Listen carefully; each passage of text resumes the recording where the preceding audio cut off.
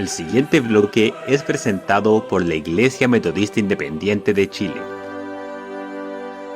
Para la sola gloria de Dios.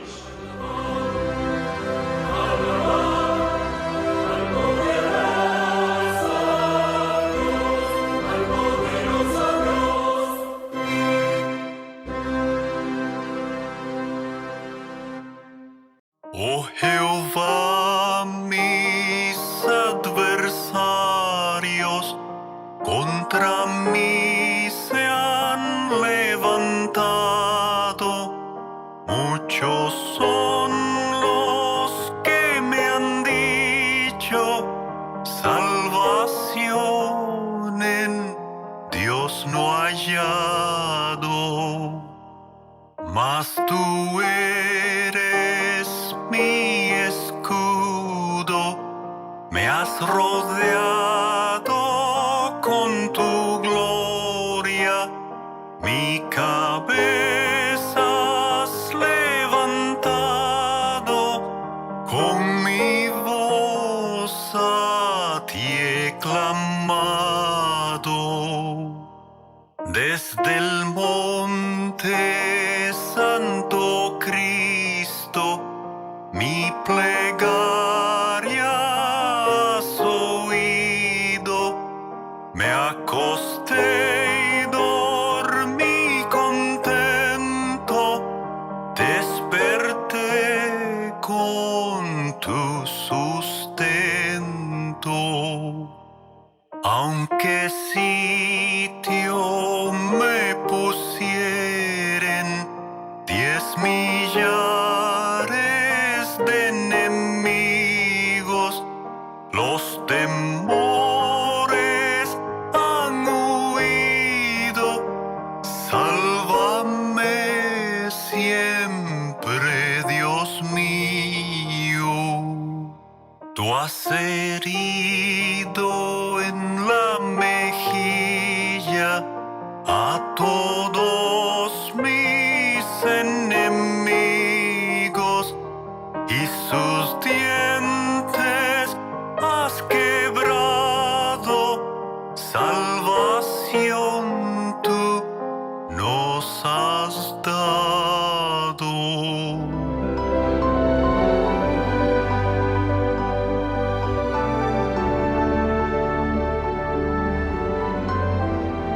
Muchos son los que dicen de mí, no hay para él salvación en Dios. Y esta es la agresión que sufriremos cuando los demás vean que estamos en dificultades. Pero David no perdió su confianza en Dios. Él ya sabía que esto le iba a suceder, lo hemos leído. Dios se lo había advertido. Tú también lo tienes que saber, ¿de acuerdo? Para evitar el victimismo. En nuestra imperfección diaria es así como vamos a ser atacados, ¿no? Con la acusación de que Dios nos ha abandonado. A Jesús mismo le pasó en la cruz, cuando cargó en la cruz con todas las consecuencias de nuestro pecado, ¿no? Eloi, Eloi, lama sabactani, que traducido es Dios mío, ¿por qué me has desamparado?, ¿no? Esta, si somos verdaderos hijos de Dios, esta va a ser la más angustiosa de todas nuestras aflicciones, que no haya en nosotros salvación en Dios. Por eso, y porque sabemos que es el pecado lo que nos separa de Dios, o deberíamos saberlo, solo será el arrepentimiento y el clamor por su salvación lo que pueden darnos lo que anhela nuestra alma, la presencia de Dios en nuestra vida. Muchos son los que dicen de mí, no hay para él salvación en Dios. Cuando nos creemos esta acusación del enemigo, cuando a un verdadero hijo de Dios, que aunque es pecador, se arrepiente, y subrayo la palabra se arrepiente de esa condición, ¿no? Y porque como se arrepiente, acepta la disciplina del Señor, como estamos viendo en David, le dicen lo que le decían a David, no hay para él salvación en Dios. Cuando nos creemos esta acusación es cuando nuestro gozo desaparece. Por eso no te creas nunca esta acusación. Sí, y pongo un sí condicional, si realmente te has arrepentido, has cambiado de propósito y además, ¿sabes?, aceptas la disciplina del Señor y no te estás quejando como un niño pequeño. Pues así es como hay que leer este salmo, ¿de acuerdo? como un hombre y una mujer de verdad, que aceptan la disciplina del Señor y que como la aceptan claman al Señor por protección. Luego veis ahí una palabra, Selah. Selah muy probablemente significa una pausa. Es una pausa en el canto, pues para pensar lo que se acababa de cantar. Los salmos se cantaban. Había una pausa. Así que nosotros vamos a utilizar también esta pausa para reflexionar sobre lo que acabamos de aprender en estos dos versículos. ¿Qué es? Pues que serán muchos los enemigos que tendremos que hacer frente en cuanto nos levantemos por la mañana. Este es un canto matutino, ¿de acuerdo? Una oración matutina. Que tenemos que saber que vamos a levantarnos y que vamos a tener muchos enemigos, ¿no? Entre otras cosas nos dirán que no tenemos salvación, que Dios no existe. Pero hay algo importante también que quiero que reflexiones antes de continuar. Y es que como acabamos de comprobar en el versículo, estos versículos que hemos leído y lo que vamos a leer en el versículo 3, David muestra una confianza en Dios irreductible, ¿no? Hasta el final. Y eso a pesar de que David fue una persona con unos defectos terribles. ¿Cómo puede ser esto? ¿Cómo puede ser que alguien pueda tener esta confianza en Dios tan tremenda sabiéndose tan pecador? Pues porque David reconocía su condición y se arrepentía profundamente. No se justificaba, lo vimos en el segundo libro de Samuel, ni tampoco le echaba la culpa al de enfrente. Somos muy dados a justificarnos y a echarle la culpa al de enfrente cuando alguien o el Señor mismo me está confrontando con mi pecado. Es que... ¿Visteis la respuesta de David? No dijo nada de eso. Y es precisamente por eso por lo que nosotros también podemos tener confianza hasta el final, ¿no? Porque si Dios perdonó, si Dios soportó a alguien como a David, eso significa que también Dios lo puede hacer conmigo. Claro, si me arrepiento y si acepto su disciplina. Pero repito, si es que tenemos un corazón regenerado, un corazón conforme a Dios, un corazón que reconoce su pecado, un corazón que se arrepiente y que acepta la disciplina de Dios, esa disciplina que Dios le impone por esa rebelión que tuvo al no considerar su palabra o al no considerar también al pastor y su consejo. ¿Por qué no? Porque, ¿cómo puedo decir que acepto la palabra de Dios a quien no veo si no soy siquiera capaz de considerar al pastor y su consejo al cual sí veo? Y además he tomado libremente la decisión de tener a ese pastor, ¿no? ¿Cómo voy a aceptar la disciplina de Dios? Evidentemente me estoy engañando. Evidentemente me estoy engañando. Mira, hará como 3 semanas, 4 semanas, una persona recién convertida llegó a la iglesia y no tuvo un comportamiento muy adecuado, no fue nada grave, pero no era muy adecuado, y yo le llamé al despacho, porque no quería que se repitiera, simplemente.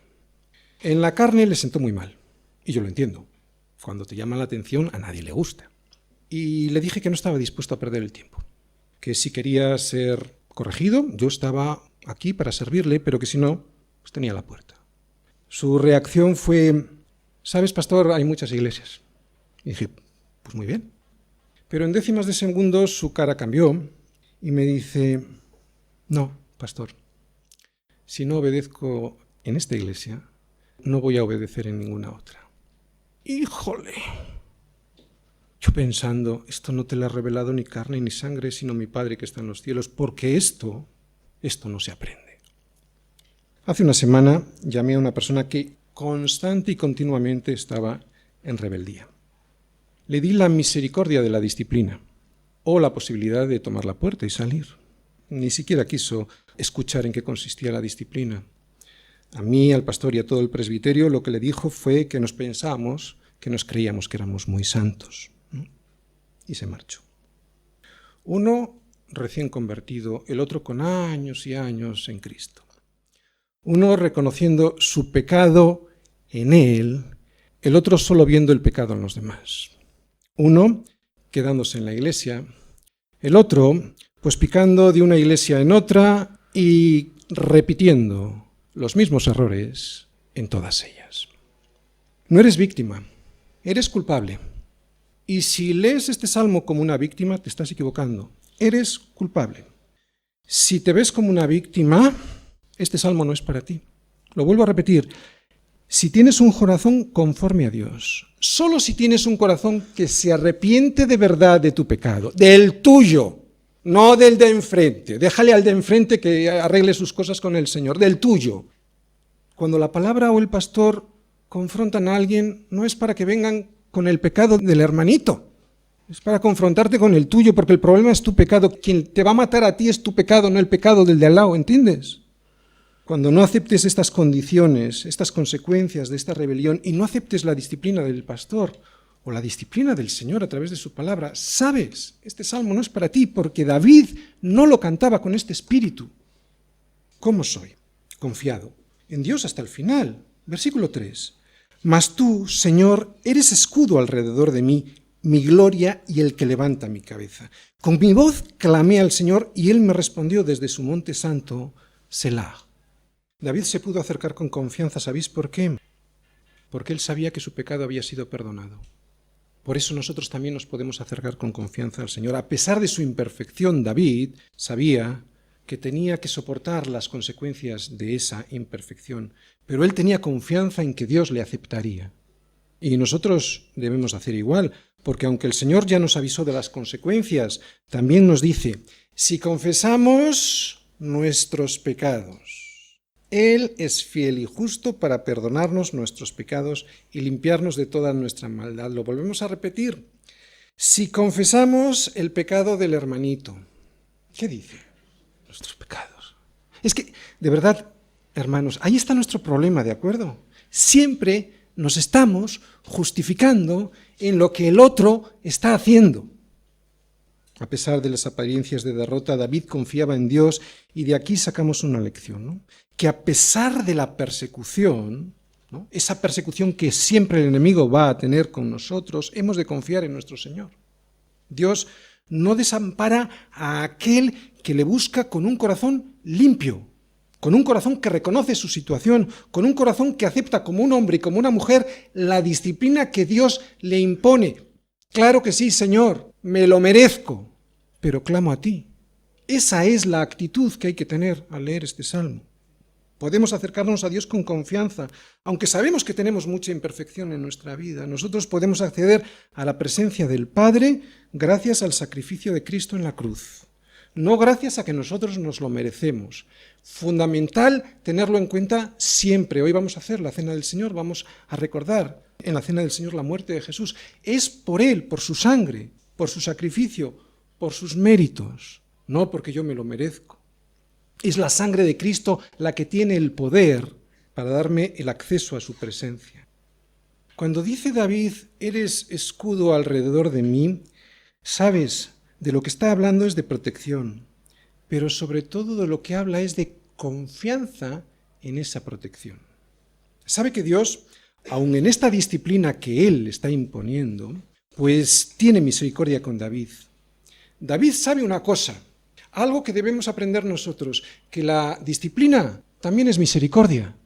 Cuando alguien no acepta la disciplina de Dios o de su pastor, tampoco acepta su misericordia. La misericordia de Dios se refleja no solo a través de la paciencia, sino también a través de la disciplina que nos aplica. Si Dios tuviera siempre paciencia, si Dios siempre fuese paciente con nosotros y nunca quisiera aplicarnos disciplina, nosotros no aprenderíamos nunca.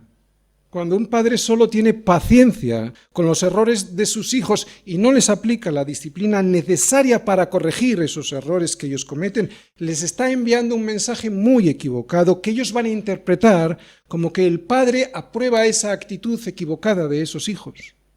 ¿Qué me enseña esto? Que debo amar la disciplina. Seamos ya mayores, hombres y mujeres de verdad. Que soy necio si desprecio la disciplina. ¿Qué me enseña esto? Pues que debo tener confianza en aquel que yo he decidido tener confianza para que me aplique la disciplina, lo mismo que la aplican los padres sobre los hijos, ¿no? Porque ¿sabes una cosa? Solo los padres aplican la disciplina sobre los hijos, no sobre los que no lo son.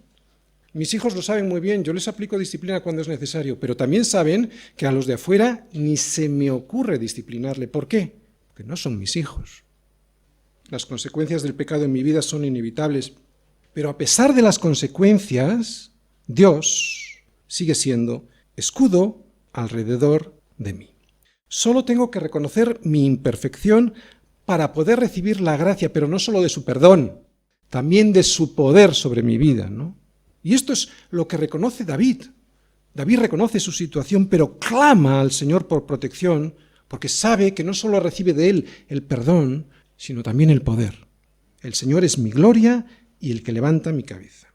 Que sea Él nuestra gloria, que sea Él quien levanta nuestra cabeza, es por gracia. No es porque nosotros nos lo merezcamos. De hecho, si alguien no merecía esa misericordia de ser escuchado, ese era David, ¿no? Había hecho cosas terribles, pero aceptó el perdón y también aceptó la disciplina a su error. En el versículo 4 dice, con mi voz. Esto es otro tema que quiero aclarar en la iglesia ya de una vez. Fijaros, con mi voz, dice David, clamé al Señor y Él me respondió desde su monte santo. Como os digo, quiero detenerme aquí un poquito porque aquí quien vemos que clama es David. Conocí una vez una persona que me decía habitualmente, pastor, ore por mí, pero resulta que ella nunca venía a las reuniones de oración pudiendo. Yo habitualmente también le corregía, pero siempre oía la misma disculpa. Estoy muy cansada, hoy no puedo. Dice ahí, con mi voz clamé al Señor. Con mi voz significa que soy yo quien puede y debe entrar en la presencia del Señor para clamar por seguridad. No está mal que pidas oración, pero no tiene sentido pedirla a los demás y no acercarte tú junto al resto de tus hermanos pudiendo. No tiene ningún sentido pedir a los demás que clamen al Señor por ti y no hacerlo tú. Eso me demuestra que no crees lo que dices que crees. Así que, mi hermanito, hermanita, no me pidas oración si no estás dispuesto a tener comunión con este cuerpo, con esta iglesia local, ¿no? No me pidas oración porque yo no soy un religioso que tiene un acceso especial a la presencia de Dios. Soy tan pecador como tú. No, más. Yo soy de los pecadores el primero. Y esto no es una frase retórica, lo digo porque me conozco. Sin embargo, si tú te ves como yo, si tú te ves de los pecadores el primero, entonces sí, entonces podemos orar juntos, por supuesto, para recibir el oportuno socorro, para recibir la respuesta del Señor desde su monte santo. Porque es precisamente cuando clamas tú, cuando Dios te va a responder a ti. Y eres tú quien necesita escuchar la respuesta, no yo. Él me respondió desde su monte santo. No tenemos una religión, tenemos una relación con el Señor. Es una relación muy personal, ¿te das cuenta? En David es muy personal. Si no clamas tú, no te responderá a ti. Cristo murió por ti. Y eso lo que significa, entre otras muchas cosas, es que Él quiere tener una relación contigo. Mis ovejas oyen mi voz y yo las conozco y me siguen. ¿Cómo vas a oír su voz si no le preguntas? ¿Cómo vas a oír su voz si no le hablas? ¿Cómo te va a conocer si Él y tú no os habláis? ¿Cómo le vas a seguir si no le oyes? Pastor, ore por mí. Pero la chica se quedaba en casa porque estaba cansada. Qué triste. Tú eres el que te puedes acercar a Dios. Más aún, eres el que debes acercarte a Él. Él te escucha a ti. Eres tan importante o más que yo. Más importante. ¿Cómo no? Entender esto es fundamental, porque si no el cristiano empieza a caer en una religión. Y para eso tienes una iglesia ahí enfrente, ya sabéis cuál es. Si David, con el pecado tan terrible que cometió, pudo ser oído por el Señor, ¿cómo no lo vamos a hacer tú y yo? ¡Claro que sí! Selah. Vamos a hacer una pausa para reflexión. Que tú le pidas no va a significar que Él te va a responder como tú quieres, por supuesto. Si estás en comunión con Él, yo estoy seguro que Él te va a responder, pero no siempre como a ti te gustaría. Te puede responder con un sí, te puede responder con un no, o con un todavía no. Así que tendremos que tener paciencia y no precipitarnos en nuestras decisiones. Solo aquellas personas que reposan en el Señor escuchan al Señor, porque solo en el reposo se le puede escuchar, ¿no? Sobre todo sobre aquellas decisiones que van a ocasionar algo terrible en mi vida, porque son decisiones muy importantes, como por ejemplo un matrimonio. Hemos dicho que estos versículos 3 y 4 reflejan una confianza en Dios hasta el final, pase lo que pase. Fíjate si era profunda esta confianza en Dios, que en los próximos versículos vamos a ver esta confianza incluso dormido. ¿A dónde voy? La fe en mi Señor me lleva al reposo. Yo me acosté y dormí y desperté, porque el Señor me sustentaba. No temeré a 10 millares de gente que pusieren sitio contra mí. Bien, vemos que David tiene confianza, pero que la tiene incluso dormido. Así que es un salmo muy bueno para comenzar el día. Dice ahí, yo me acosté y dormí y desperté, porque el Señor me sustentaba. Saber que todo está sustentado en Cristo, saber que incluso por la noche puedo respirar, porque quien sustenta mi respiración es Cristo, saber todo esto me da las fuerzas necesarias para acostarme sin angustia y poder dormir y poder levantarme, ¿no? Y así enfrentar un nuevo día con confianza. Por eso es un salmo muy bueno para introducir cada nuevo día. Poder acostarse, poder dormir y poder levantarse es lo que consigue un hombre que tiene toda su confianza puesta en Dios, aunque le rodeen multitud de enemigos. El reino de los cielos se vive un día a la vez. El Señor ya nos lo dijo en alguna otra ocasión cuando dice, no os afanéis por el día de mañana. Esto significa, no estéis pensando demasiado en eso que vas a hacer o que te va a ocurrir. No os afanéis en el día de mañana, porque el día de mañana traerá su afán. Basta a cada día su propio mal, o sea, un día a la vez. Es como tiene que vivir el ser humano. Pero claro, ¿cómo se puede vivir así? Solo aquel que pone toda su confianza en el Señor. Para esto se necesita fe. La fe que te lleva a poder acostarte, a poder dormir y a poder levantarte, porque sabes que Dios tiene el control de todo, aunque las circunstancias que te rodean sean muy desfavorables. David sabía descansar en Dios, así que la enseñanza de estos versículos para nosotros es la siguiente. Tenemos que aprender a descansar en Dios. ¿Crees que Dios no puede sustentarte? ¿De verdad? ¿No crees que Dios pueda sostener tu sueño? A veces tenemos más confianza en una silla, en una cama que nos pueda sostener, en unas pastillas, que en Jesucristo. Y resulta que Jesucristo es nuestro reposo. Gracias a su vida, gracias a su muerte y sobre todo gracias a su resurrección podemos entrar en el reposo que es Jesús. Quiero que te fijes en una cosa. Fíjate si este salmo es muy bueno para comenzar cada jornada, que dice lo siguiente. Esto es muy interesante, ¿de acuerdo? Quiero que prestes atención. No temeré a 10 millares de gente que pusieren sitio contra mí. ¿Cómo puede ser que alguien diga esto con semejante contundencia y seguridad?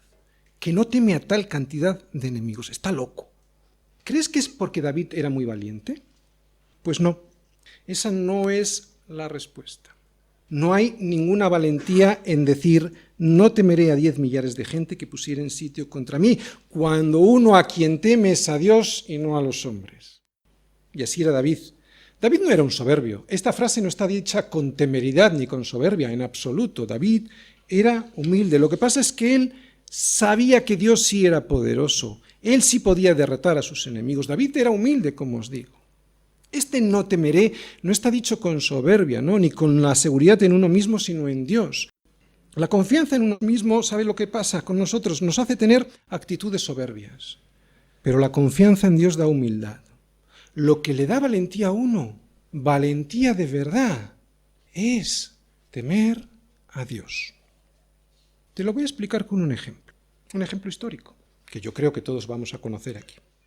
Alguien puede pensar que Lutero fue un hombre muy valiente, pero no era así. Lutero pudo hacer la reforma en la Iglesia porque a quien temía de verdad era a Dios y no al Papa de Roma. Por eso pudo enfrentar la mentira, porque puso toda su confianza en Dios y eso le hizo no temer a los hombres, por muy poderosos que estos fueran. Si en nuestros días hubiera más temor de Dios, seguro que la gente sería más libre y tendría más posibilidades de éxito en la vida. Seguro que si alguien hoy no tiene temor de Dios, en su empresa es un acobardado, o en sus relaciones personales, o en sus relaciones sociales. Estoy convencido, porque la valentía de verdad solo viene del temor de Dios. Entonces ya no temes lo que te hagan los hombres, ni lo que digan. El temor de Dios y de su palabra. ¿En dónde me quedo? A vivir en su confianza. Vivo confiado a pesar de no ver todavía a mis enemigos derrotados. Eso es muy importante. Versículo 7. Levántate, Señor, sálvame, Dios mío, porque tú heriste a todos mis enemigos en la mejilla, los dientes de los perversos quebrantaste. La salvación es del Señor, sobre tu pueblo sea tu bendición. Selah. Levántate, Señor, sálvame, Dios mío. Es evidente que esto es una súplica, no es una orden. Hay por ahí hoy todavía muchos que decretan, que declaran, que ordenan a Dios, ¿no?, para que cumpla sus promesas. No es así, no se trata de eso. Qué triste, no es esa la actitud. Jesús es mi Señor. Esa actitud tiene que ser diferente. Aquí leemos otra cosa, es una actitud de súplica. Levántate, Señor, sálvame, Dios mío. No se trata de tus capacidades para derrotar a tus enemigos, no se trata de la confianza en tus fuerzas, no es por la gran habilidad por lo cual tú saldrás victorioso, no, es porque Dios es quien hiere a todos tus enemigos en la mejilla y les arranca los dientes. Y en este punto voy a volver a repetir para recordar quiénes son mis enemigos. Ya lo hemos dicho, mis enemigos, quienes se levantarán contra nosotros y nos perseguirán, no son personas de carne y hueso. Nuestro enemigo siempre es Satanás. Él es quien se levanta contra nosotros tentándonos. Él es quien multiplica mis adversarios como huestes espirituales de maldad. Otra cosa muy interesante en la actitud de David que vemos en este versículo final, y es vemos cómo David desea la bendición a ese pueblo que le está persiguiendo a él. Fíjate lo que dice, la salvación es del Señor, sobre tu pueblo sea tu bendición. La bendición que pide David es para el pueblo que le estaba persiguiendo. Era el pueblo que había ido detrás de su hijo Absalón, persiguiendo a su verdadero rey, al rey David. La salvación no la otorgamos nosotros, aunque a nosotros, a que sí, a que nos gustaría quitársela a muchos y dársela a otros. Claro, pero no es de nosotros. La salvación es un don, es un regalo que Dios otorga y gracias, qué bueno que sea así, porque yo soy muy injusto. Estoy justificado por Cristo, pero soy muy injusto. Dice Pablo en Romanos, no hay justo ni aun uno. Si yo me considero justo es porque estoy justificado por la sangre de Cristo. En mí no hay nada de justicia. Y tampoco depende del que quiere ni del que corre, sino de Dios que tiene misericordia. Por eso dice ahí, la salvación es del Señor. Selah. Vamos a hacer una reflexión final. Solo la fe, la confianza en Dios nos lleva al verdadero descanso. Ojalá nos pudiésemos despertar todos nosotros con un cántico como este, con una oración como la del Salmo 3, que empieza reconociendo nuestra débil situación frente al asedio que el enemigo va a procurar a nuestra vida, ¿no?, a través de la tentación y del pecado. Porque solo reconociendo esta situación, ¿te das cuenta? Solo empezando la mañana reconociendo esta situación de debilidad frente al adversario, que es el enemigo que te quiere tentar, solo mostrando nuestra confianza en el Señor para que derrote a ese enemigo, podremos entrar en el verdadero descanso que es Jesús y tener victoria. Amén.